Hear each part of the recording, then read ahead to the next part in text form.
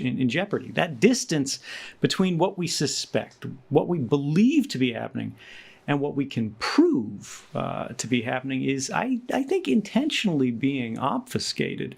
And how does that dump cases out of the courts? How did you get to bring this case in a place where there's an Official Secrets Act? I would say sort of a general allergy amongst government officials to letting the public have any say at all in what they can and can't do. What we've learned through the course of this case is that it really does take an adversarial process to help make that happen, which I think everyone has acknowledged. The UK is somewhat unique, different from the US and some other jurisdictions, and that it has this, and you've already mentioned it, the Investigatory Powers Tribunal. And this is part of the reason we were able to take this case in the first place, which we did with Amnesty International, Liberty here, the ACLU, and a variety of other organizations from around the world that defend rights. But we took this case to the IPT because the IPT, unusually for a court or tribunal, actually doesn't require a claimant coming to them to prove that they were under surveillance. This is usually one of the big problems with taking surveillance cases around the world, is that in order to get into court, in order to show you have this concept of standing, you have to say that yes, I was actually surveilled, I was harmed somehow. But the IPT, especially at the time we initiated this case in 2013, was set up specifically so if someone suspected they were under surveillance but had no real proof of it, as you usually won't because it's happening in secret, could walk in and bring a claim and say, I think I'm under surveillance, I need you, IPT, which is both a court but also has investigatory powers itself, to investigate and tell me whether or not I'm under surveillance. And this actually worked really well for us in this case. We didn't have a standing hurdle.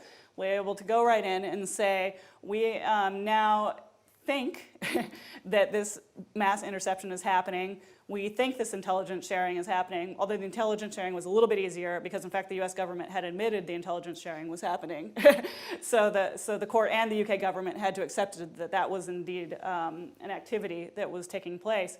But the UK government actually responded to our initial claim by saying neither confirm nor deny. We can't tell you if we're actually collecting all of this data. But that didn't stop our case, because the IPT was able to proceed on hypothetical facts. So we essentially said to the court, if hypothetically a program like Tempora existed, would it be lawful? Would the law in place right now make it a legitimate intrusion onto privacy? And that actually was a pretty funny aspect of the case, in that at one point we had a debate in court as to how to pronounce Tempora, because the government would neither confirm nor deny the name of the program, even to the extent that they wouldn't pronounce it for the court. So the judges were asking, well, how do we say this? Do we say it as tempora, or do we say it as tempura? So is it fried Japanese food, or is it time, something to refer to time or a time machine? And everyone in court pretty much agreed that it was probably time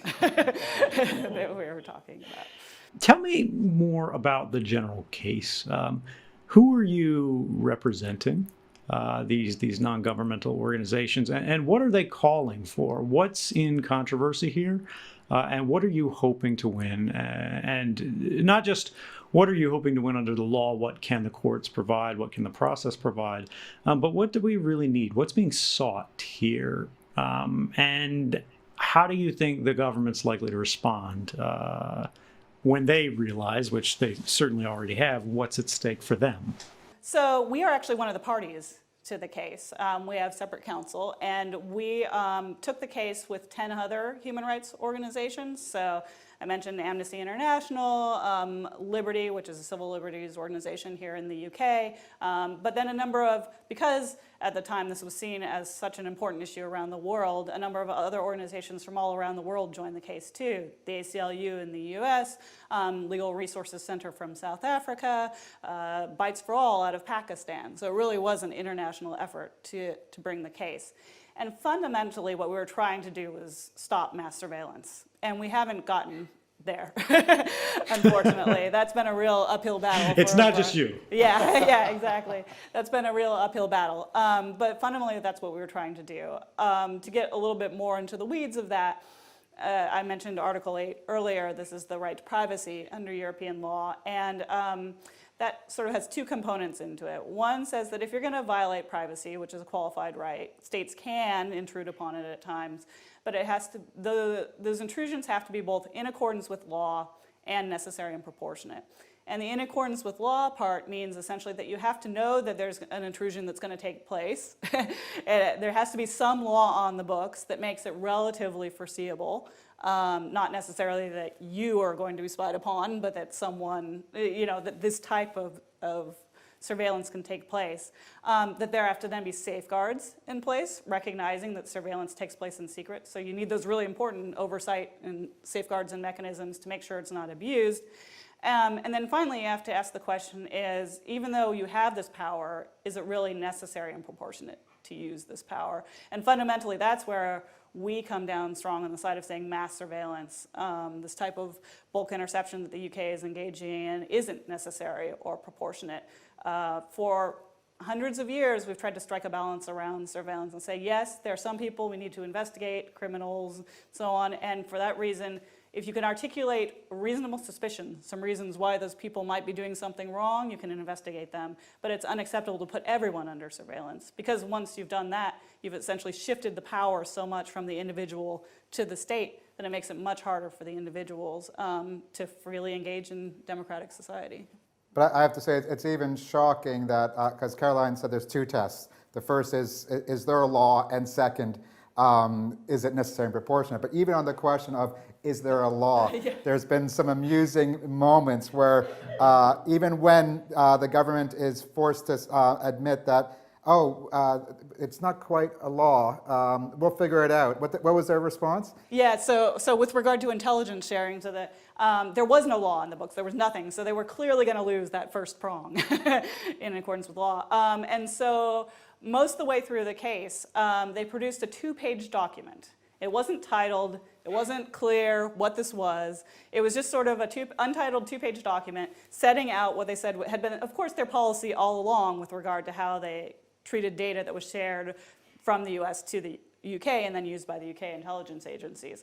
And ultimately, this is where it can be problematic, litigating, especially at the UK level at the IPT. The IPT said, okay, that's good enough. Now that you've given us this 2-page document that's not a law, there's no sanction of Parliament or anything else around it, that means that people now know that if data is shared with the UK, this is how it's going to be treated, and that's sufficient. So you're right that we actually won at the IPT level on everything that had happened before that 2-page document was produced. All the intelligence sharing was held to be unlawful, but going forward, they said that 2-page document was sufficient, and we're still having to fight that battle because, we say it's certainly not. This is not conduct becoming of a very old democracy. In the context of all of these challenges, all of these problems, and this particular case, what progress can be won from this? What is the reach? Who does it affect? And how does it help? And where can we draw hope from when so many people are feeling disenfranchised and disempowered that even if the process doesn't work right now, we can make it better. And eventually it will work because we made it work. We have had some wins in trying to put in place, and admittedly these are incremental changes, but trying to put in place better systems to help those people do the right thing and to make sure that they're reminding them to do the right thing, which is, as I mentioned earlier, that there's better oversight, that there are hopefully going to be independent authorization for a lot of the choices that are made as to who will be spied upon, which is a big change for the UK. That was actually a huge change, not only in the course of our litigation, but in the Investigatory Powers Act as well. That was a new, judicial authorization was something the UK never had before, and now it has, which was actually a significant safeguard and movement forward. We also are seeing a recognition that content, for a long time they used to say content was the most important, what you wrote in your email was the most important information and therefore needed higher safeguards. Now the courts recognize that the metadata, everything about the who, what, when, where you're talking can be equally intrusive and powerful, and so there'll be safeguards around that. So we're making these little steps forward. And I think maybe to illustrate that the best as to how that's actually can sort of change the tables a little bit, move the goalposts for the intelligence agencies and the governments that are arguing against this. In a separate case that came out of a different one of our lawsuits, I was recently in Luxembourg, where the Court of Justice of the European Union sits, where we were standing up against 20-some odd countries that were arguing against us, because the way this court works is that every country in the EU that wants to come and argue, they get to come and say something to the court. And we, our counsel, were arguing for our position, and all of those other countries, because we had won a previous court judgment around these issues like independent authorization and not having indiscriminate retention of data, they suddenly had to argue in our they had to take our argument seriously and convince the court to roll back what it had said previously. But no longer were we on the back foot. They were actually having to argue as to why they needed indiscriminate retention. And those arguments weren't always necessarily that strong or that powerful. So sometimes we can flip the script a little bit, and we do have those little victories that continue to move us forward. Well, that's exactly the thing that gives me hope. It's that fact that, we don't have to win in all cases, but we do have limited shots. And when we do win, they count. To get back to specifics, what is, in this case, what does it mean for surveillance generally if you win and if you lose? And what does it mean for Europe? So ultimately, our ultimate goal would to have the court say that mass surveillance is unacceptable. We realize that is, while we're reaching for that may not be fully realistic. We'll see what the court says.